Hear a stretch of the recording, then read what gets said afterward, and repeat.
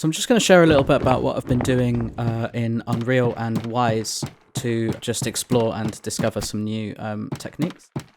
So there isn't any ambience really in this, so it's a good chance to kind of show off some of the more finer details. So you can tell here the footsteps, as well as being modulated by the kind of material they're on, they've got this resonant size property that you can see in the debug in the top left.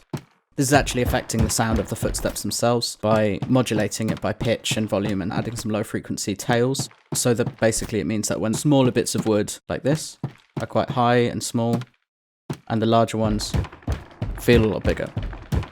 Small change, but I think it really makes a difference when your character's moving around to know what kind of size material they're on. Same principle for these little collisions. Change it by material and also by resonant size.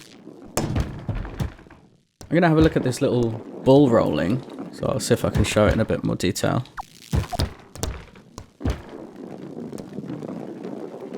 Cool. So the way that I'm actually implementing this ball roll is probably worth a little look.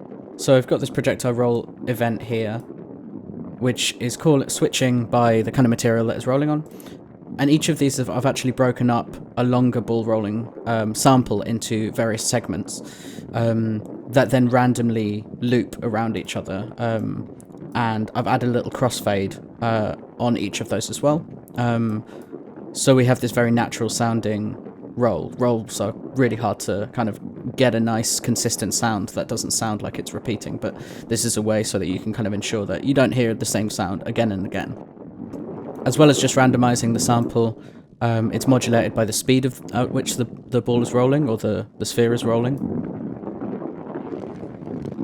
And I also change the low frequency content by the size of the surface that is rolling on.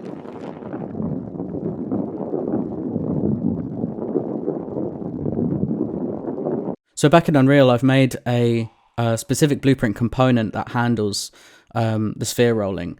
And there's not really much point going through it all, but basically it just detects when it might be rolling and then triggers that event. And the other cool thing is that because I've made it a blueprint component, I can actually add this onto any sphere component. So if we go back to over here, this for instance is just this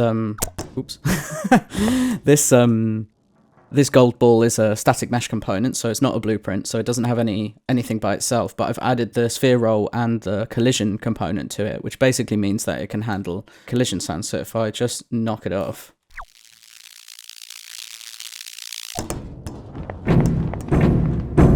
and the nice thing about having that is I can expose different parameters. So for instance here, I've just made these parameters fit this larger object here by multiplying the strength of the collision, or here in the roll, I've given it a particular roll event because I wanted a particular sound for it. So then that way that whenever I kind of add a new object in that I want to roll, I just add a handler and I don't need any more logic. So yeah, that's kind of where I've got to at the minute. It's just a little place to play with. So yeah. Thanks for checking this out, and if you want to check out some more stuff, then head over to javiervelastin.com/gameaudio.